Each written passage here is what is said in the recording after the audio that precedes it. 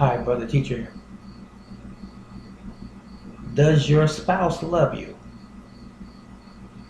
And if they don't, how can you make your partner, your spouse, your husband, your wife love you? Now, this is relationship information and or advice. Uh, maybe. I don't know exactly what direction I'm going to go with this, but I have a definitive purpose in this video. You see, I've been in a situation before when I used to hear people say, I love hard. Women have said that in time past to me. Excuse me. They said, I love hard. You love hard. When I first heard that expression, loving hard, I didn't really fully understand what it meant until later. Uh, Loving hard, for most people, when they make that statement, it means that once I make a commitment to you, I've made a commitment to you. And it's not easy for me to back down from it. So that is what I understood them to be saying. And their actions pulled it out. So what happens? Let me say this first. Did you not know that the divorce rate in America is 50 to 60%? Why? Whatever happened to love? Real love, agape love, unadulterated love, unconditional love. You see, many years ago when I was a child and even a young adult, I would hear people say their marriage vows. And one of the traditional things that you would always hear was through sickness and health, for better or for worse, till death do us part. What happened to that? You see, those vows have changed, and people nowadays don't have vows or they've created their own vows. But I like the first vows.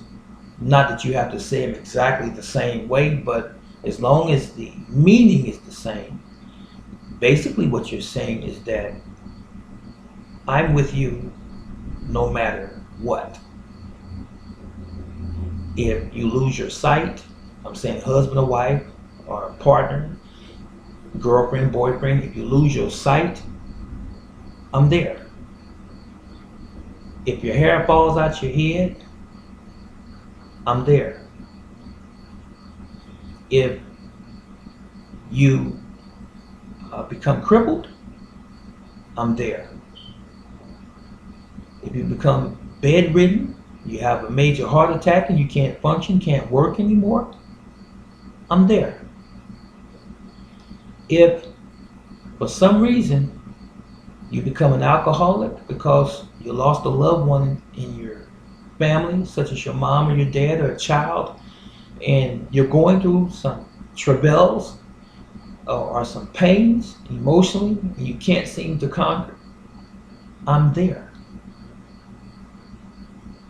But from my observation, all of the things that I just mentioned and a whole magnitude of other things, people are not there. It seems nowadays that, as the Bible says, the love of many shall wax cold. People don't love today like they once did. They just simply don't. It seems that people are only concerned about themselves. Now, God bless all of those and all of you who have solid relationships, both with your husband and wives, spouses, and your family. My hat goes off to you. But that is not the case with everyone. There are some people really going through some hard times in their relationships. So what has happened. And are you one of those individuals that's going through some hard times or has been through some hard times? I would like to know. Please leave it in the comment section below if you care to share that. You don't have to, of course, but it would be interesting. I mean, you can speak in general. You don't have to be specific if you want. But I want to encourage you today that you are important. And I'm talking to the guys, I'm talking to you ladies out there as well. You are important. You are very, very important. If you have been told in time past that you're not loved, I can't stand you, get out of my face, you're ugly, you're stupid, you're crazy, I don't want to be around you, you make me sick, these types of things, be encouraged. Oftentimes people speak from a place of pain, and they speak from a place of anger a lot of times because they themselves don't know how to cope with situations. And sometimes, unfortunately, it's the most simple situations that people can't deal with. So if you can't deal with small things, how can you see clearly to deal with the larger issues in life? Someone snoring, for example, when you sleep, that shouldn't make you so upset where you curse them out, where you tell them to get out the room and go sleep in another room if this is your companion. Try to meet them halfway and have some understanding as to what's going on. Maybe they have sleep apnea. Maybe they are overweight. Maybe it's the position in which they're sleeping that's causing this inconvenience to you. Think about it. So, again, love. Love is only one. Either you love someone or you don't. So, how is it, for example, you meet someone, your childhood sweethearts, you date for several years and you decide to get married. Then you move in with one another. You've been together 10, 15 years. Now, all of a sudden, you're talking about divorce. And all of a sudden, the lady can't stand the man, or the man can't stand the lady, or you can't stand one another. So, let's back up. What happened in the very beginning where you were so passionate about one another, and fast forward 10, 15 years later, it's the extreme opposite. We don't take the time to analyze what has taken place. We need to take more time to pay attention to our lives as we're going through it, instead of ignoring sometimes the most basic and fundamental things. If your wife or husband tells you, that makes me uncomfortable when you say certain things to me. It makes me feel uncomfortable when you do certain things to me. It makes me uncomfortable when you call me out my name, or if you call me fat or overweight, or when you say I stink or I'm ugly. What loving human being says that to their companion who they're supposed to love? There's nothing funny about it, period. There's also nothing good about one or the other staying out all night long on the weekend and you trying to contact them and they don't call the house and say, well, I'm out with Susan and we're over so-and-so's house, or we stopped to get a drink, or we're wherever. You don't do that to your spouse. And the same is true with the guy. You don't go out hanging with the fellas, and your wife or your spouse can't find you, and you're not answering your phone, and then you come in whenever you feel like coming in, and you just think it's okay. Can you say separation? That's when you start to fall apart. Communication is number one. It is the first priority in a relationship. You're not better than your companion, and they're not better than you.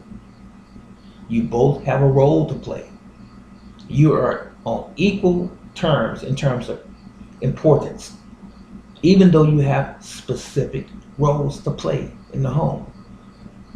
You know, I say this all of the time, and I'm not going to allow this to be any different. We only have one life, ladies and gentlemen, to live. We just better make the best of it while we are here. We need to sit on our egos, and we need to sit on our pride, our foolish pride, and we need to connect. All it takes is one of you. It really should be both, but all it takes is one of you stepping up and saying, I would like to talk to you. Not pointing the finger of blame, bringing the issues up instead, and speaking in a somber, respectful way. You speak, I'll be quiet and I'll listen and I can entertain what you're saying. And once you're done speaking, I'll respond. And you give me the same respect and courtesy and allow me to speak and don't speak over me. That's how conversation is supposed to be had. Not you clashing with one another and you can't get a point in on either side. That's not the proper way. And on the other side, after you are saying what's causing you an issue, whoever has the issue specifically, after you say whatever's causing you the issue, the other person who's listening must be willing to try to help and resolve that issue if it's with them. And if it's both of you, it's obvious you both need to want to resolve the issue as well. It's going to cut against the grain in terms of your ego, because oftentimes your ego gets in the way. You're like, well, I'm not going to do this. I'm going to be stubborn. What if your partner left you the next day, the next week? What if your partner passed away? You know what? It's too late to cry over spilled milk. It's too late to say I'm sorry when someone has passed on. You can't apologize. You can't kiss them for the final time. You can't tell them how much that you really love them. Ladies and gentlemen, all I'm saying is life is precious. So very precious. Love one another, because we honestly are all that we have, our family. So if you've been with someone for 10 years, 15 years, and 20 years, and it's come down to divorce, maybe you want to reconsider that and try to go back to the drawing board and see what actually took place. Now, I know sometimes there are irreconcilable differences. Unfortunately, I wanted to touch on this and then I'm gone. Unfortunately, oftentimes when we get into relationships, we're getting into the relationship for the wrong thing, and we're not really getting into a relationship for love. It's for aesthetic reasons. She's fine, she's built like a brick house, an hourglass, and I love the way she's built.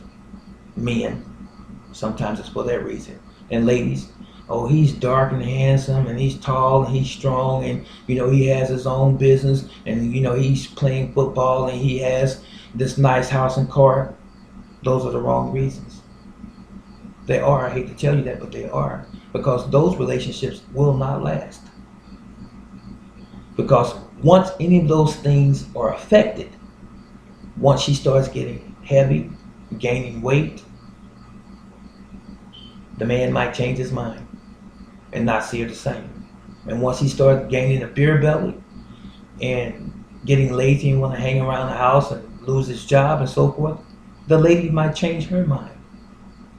But it's not supposed to be that way. Remember what I said in the beginning, the old marriage vows, through sickness and health, for better, for worse, till death do us part. Think on those things. You see, as I said a minute ago, when our relationship is young, we get into relationships for the wrong reasons. And when they're the wrong reasons, they won't last long. They just simply won't. And if they do last for any length of years, someone is probably cheating. That's true. It does happen. Because if you're not happy with the other person, you probably have somebody on the side that they don't know about, ladies. And you guys might have a side chick as well. Who wants to live like that? Always looking over your shoulder, wondering if you're going to be caught. Don't you deserve better? We all do. This is Brother Teacher. It was wonderful speaking to you. If you have been in love and you fell out of love for some reason, let us know. And if someone has cheated on you and you've given them love unconditionally, 100%, the whole relationship, I'd like to hear that as well. You see, I've experienced that. I've been there, done that. It doesn't feel good. But I'm here to talk about it. Still here. And as one of my old students used to tell me when he would write me, I say, how are you doing? And he sent me a letter back and say, I remain. Which means, regardless of what I'm going through, I still remain. I'm still sane, I'm still here, and I still have hope. This was Brother Teacher. I love you, and Yahweh love you. Have a great one. I'll see you next time. So long.